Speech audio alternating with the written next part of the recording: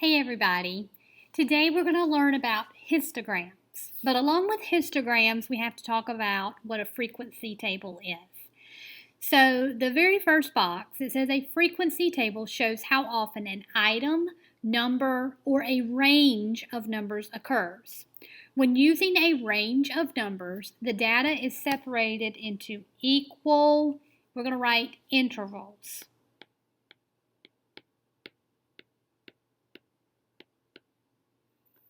Okay.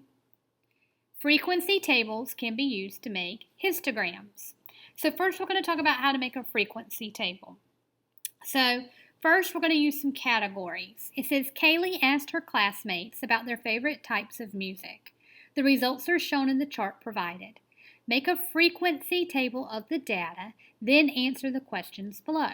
So step one, we make a table, which they've already done for us, and we'll label the three columns. So we're going to do tally, frequency, and then cumulative frequency.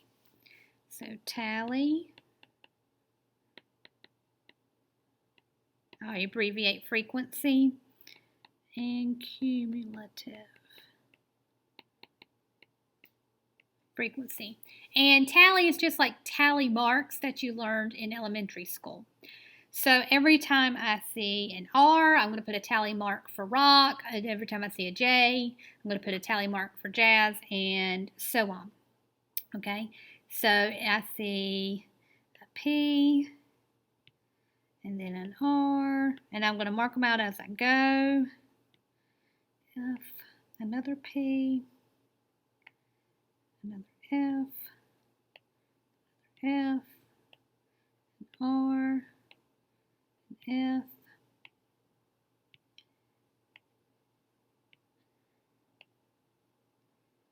okay, and remember every group of 5, you do that diagonal line, so that way it's easy to count. So then we need the C, another F, another C, P, C, a J, an R, R, F, J, R, P, P, and F. Okay, now that we've got our tallies, so the frequency is how many times each of those occurred. So we did the tallies as we were looking at the data. Now the frequency is just the actual number of rock, number of jazz, and so on. So for rock, I see I've got a 5, jazz is 2, country 3, top 40, that would be 8, and rap is 7. Okay. Cumulative frequency means you're going to add up all the previous columns. So far this column, there's no column before it, so this one's going to be a 5. Okay, but here is going to be the previous number, the 5 plus the 2. So that's going to be a 7. This one is going to be that 7 that we just had plus 3. So I'm going to do a 10. This one is going to be the 10 we just had plus an 8, so we're at 18. Then the last one is going to be the 18 we just had plus 7. So 18 plus 7 is 25. So in the cumulative frequency column, the number at the very bottom is going to give you the total number of, in this case, people surveyed. So 25 people were surveyed. All right, so what was the most popular type of music? And you could look at the tallies, but you can also look at the frequency column here. So the most popular type is going to be the one with the most number of choices, which in this case is the 8, so top 40. And the least popular would be the one with the smallest number of tally marks, which in this case is going to be jazz. And then how many students were polled. So again, just like I said a minute ago, you're going to look in that cumulative frequency column and the final number, which in this case is 25. So 25 students were polled then. Okay, so let's go to the next page. Now this time we're going to use intervals. Okay, so it says the winning Super Bowl scores from 1983 to 2002 are listed in the table, the one on the right. Make a frequency table of the data. So step one, when you make your table, you first need to label the 3 columns. Now they've got intervals here, and we'll talk about how to do that later on. But for right now, let's label our columns like we did before. So we've got tally, frequency, and then cumulative. Well, I'll just abbreviate that part. Okay, so any score between 20 and 28 will go here. Any score between 29 and 37 goes here, and so on. So I first see a score of 20, then 34, 23, 34, 31 would be here, 35 here, 27 there, 49, 30, 52, 37, 20, 55, 20 again, 42, 39, 46, 38, another 38, and 27. Okay. So now we'll do our frequencies. So that first interval is going to be, 6, 6, 5, and that's a 3. And now we do the cumulative frequency. So that one's going to start off with 6. Then the next one's going to be 6 plus this 6 plus this 6. So this is going to be a 12. Then we're going to do 12 plus 5, which is 7. And to finish it off, 7 plus 3. I'm sorry, 12 plus 5 is not 7, y'all. What was I thinking? 12 plus 5 is 17. And then we're going to do 17 plus 3, which is 20. So that means there were a total of 20 scores in this table. Okay, so we filled out our table. Now, I just want to point out before we go any further, these intervals, oops, I didn't mean to do that. There we go. These intervals are all the same length. So from 20 to 28, like if you subtracted, that's 8. And then after 28, you have to start the next interval with 29. From 29 to 37, that's 8, right? And then after 37, the next one starts with 38. Each of these intervals contains 8 numbers or has a difference of 8. Your intervals, when you're doing this, have to be the same length. You can't have an interval that goes from 20 to 21 and then the next one go from 22 to 30. They have to all be the same width, length, however you want to describe it. All right, let's look at this next problem or example. It says to complete the table by filling in the blanks, then answer the following question. So it says the frequency table shows the record high temperatures reported by each state of the United States. How many states have reported temperatures above 111 degrees Fahrenheit? Okay, so before we go any further, we've got to finish the table. There's some blanks. So for the first temperature range of 100 to 105, there's a tally mark. There's 5. So that frequency is going to be 5, and the cumulative frequency we know is also 5. This next interval goes from 106 to 111. I don't have any tally marks, but the frequency is 12. So if the frequency is 12, that means it's going to be, my tally marks will look like this, 5, 10, 11, 12. Then my cumulative frequency is going to be 5 plus 12, so 17.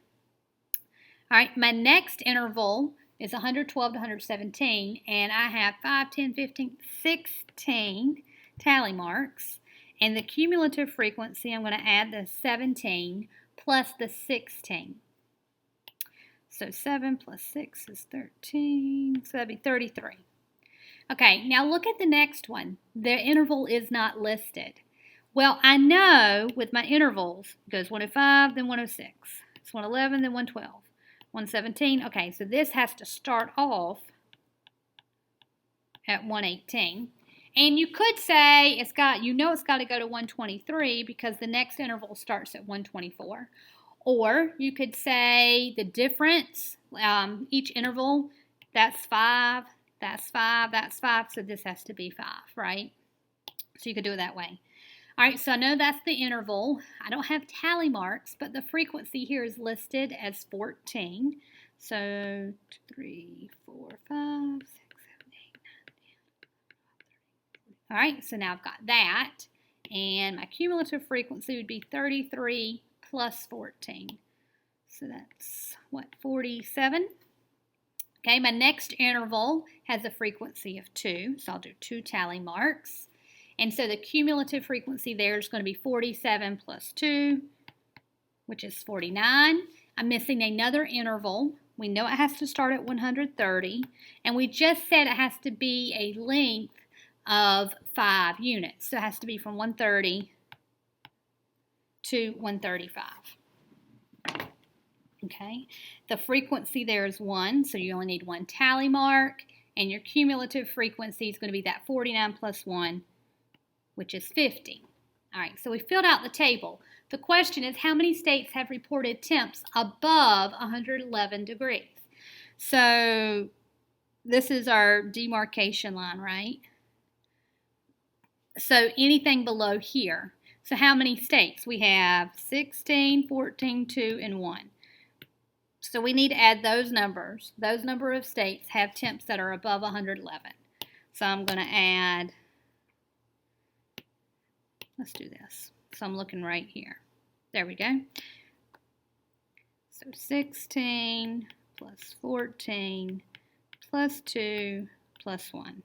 Let's see, 16 and 14 is 30. 2 plus 1 is 3. So it'd be 33 states.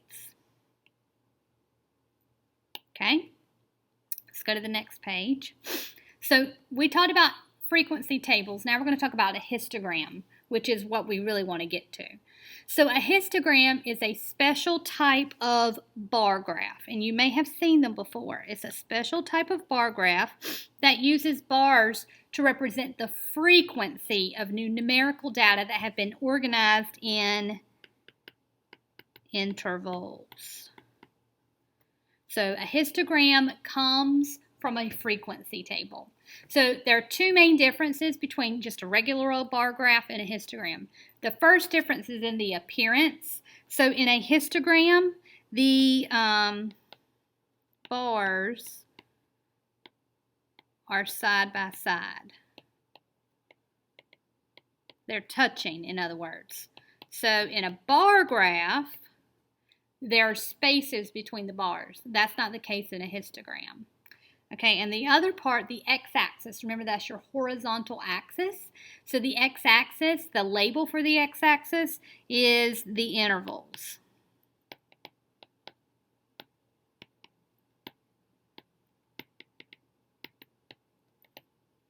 So traditionally in a bar graph, you just have a number, or if it was a bar graph by category, like my favorite color, then the names of the favorite colors. But here it'd be intervals, like you just saw in the histograms, 100 to 105. That's this bar. The next bar is 106 to 110, or I'm sorry, or whatever, okay, or 111, and so on and so forth. Okay, so how do you make a histogram? Well, first you have to have data. You have to have a frequency table. So we're going to use the data, the data from example 2, the one about the Super Bowl scores, to create a histogram. So first, we need to look back. So that's this one right here. So our intervals, we're looking right here. These will be the labels for our x-axis. So 20 to 28, 29 to 37, 38 to 46, and 47 to 55. So let's see, 20 to 28. Whoops.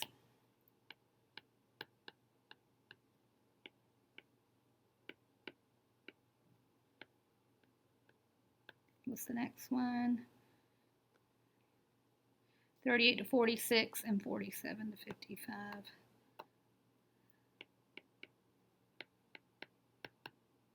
Okay.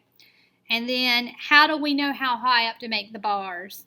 That is based upon our frequencies. So our frequencies are 6, 5, and 3. So I need to go up at least to 6. 1, 2, 3, 4, 5. So I don't have enough room to go all the way up to 6.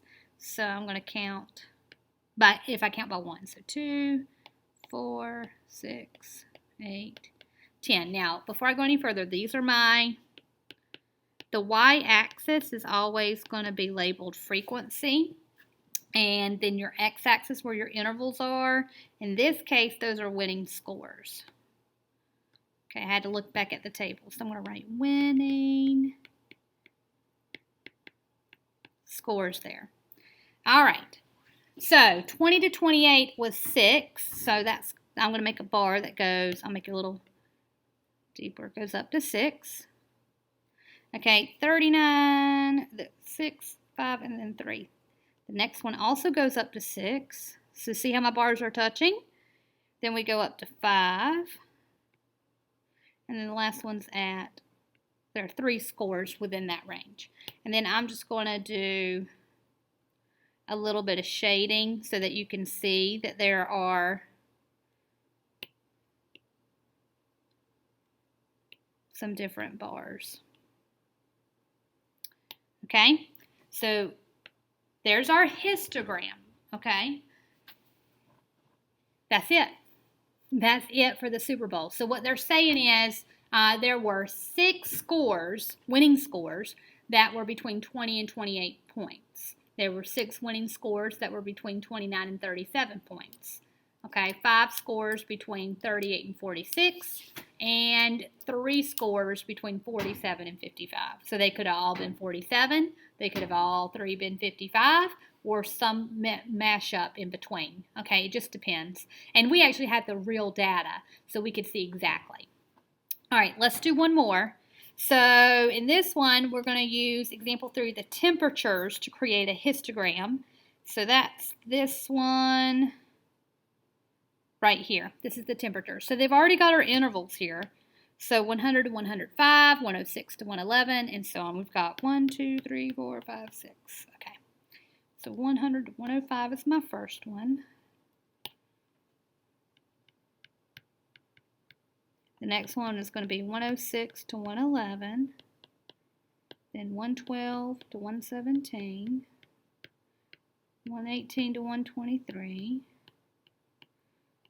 129, 130 to 135, and these were temperatures. And I've got 1, 2, 3, 4, 5, 6. I can go up to 6. And 6 is my highest frequency, so I'll count by ones there.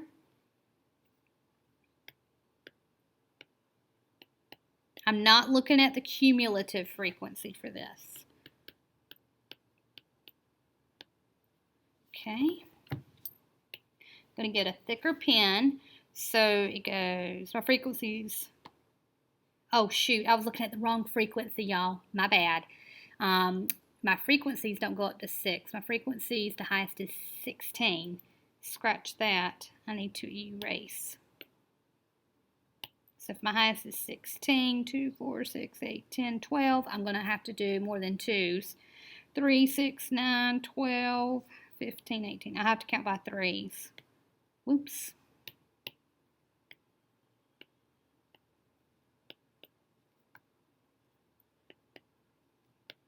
Okay, now I'm ready. So that 100 to 105 is going to go 5, 12, and then 16. So this one's going to be up to 5. So that would be about here. And the next one's going to go up to 12. My next one is going to go up to 16.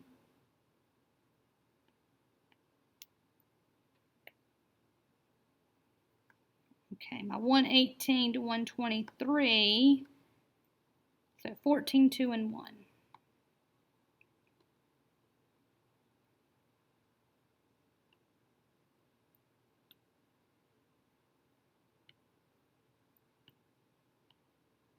Okay, and then like I did before, I'm just going to shade those bars a little bit so it's easier to see. So there's 1, and I'm using a highlighter here to shade them in.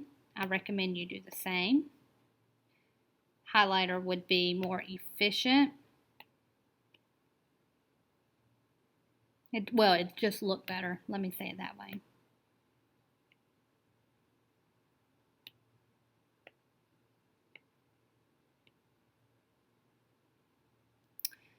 Okay. So let's see. There we go. So we've made that histogram. So now let's go to the next page, and this time you're going to do some practice on your own. So I want you to try problems 1 and 2. Just do 1 and 2 right now, and then we'll come back. You can come back and check against me. So pause the video and do 1 and 2 right now.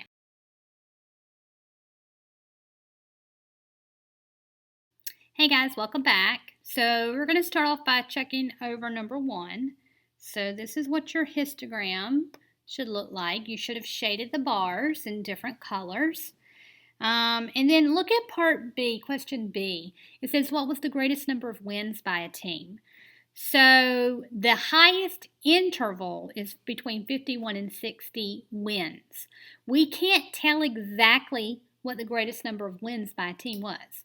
So it could have been, we know that 8 people, right, or 8 teams won between 51 and 60 games. But we don't know exactly how many. So there could have been 8 people that all had 51 games won, or 8 people that had 60 games won, or 4 people had 53 games won, and 2 people had 58 games won, and then 2 more had 60 games won. The fact of the matter is we don't know exactly, right, what the values are that fell between 51 and 60. We just know that there are 8 of them. So we can't tell exactly how many, the greatest number of wins by any particular team. We just know that it was somewhere between a score of 51 and 60 games, okay, to be clear on that. So that was kind of a trick question. All right, here's number 2. So check over your your histogram. And then look at part B. Again, it says how many people were speeding if the speed limit was 60 miles per hour. Now, if you're going 60, you're not speeding. If you're going 61, you are speeding. Unfortunately here, this interval says 60 to 69. So we can't include all of these scores that fell between 60 and 69 unless we know that all 14 of them are 61 and above, which we don't know that. We do know, however, that these 2 intervals 100% are speeding because that's over 60, and that's at least 21 people. But since we don't have the actual raw data, all 14 of these people could have been going 60 miles an hour, which would mean they are not speeding. We just don't have enough information to tell exactly. So you need to be a little bit cautious. Histograms are great for organizing data, but they don't give us the full story. And to be honest with you, nothing is going to give us the full story, okay? Let's look at the next page. So I do want you to do problems 3 and 4 now. So pause the video, do 3 and 4, and then we'll come back and check.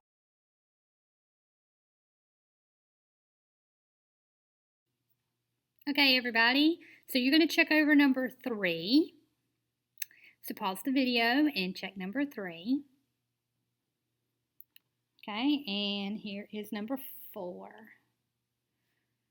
Remember that in number 4, I just want to point out that the table went in reverse order where they had the 90 to 99 first and went reverse. But that didn't make sense when making the histogram. We usually go in ascending order. So I started with the 60s. And then over here, the questions about grades. Remember that a grade between 60 and 69, that's a D. This is a C. That 80 to 89 is a B, and 90 to 99, or actually 90 all the way up to 100 is an A. Okay. So now we're going to go ahead and go to the last page, and this time I want you to finish it up. So I want you to do 5 and 6, and then we'll come back and check.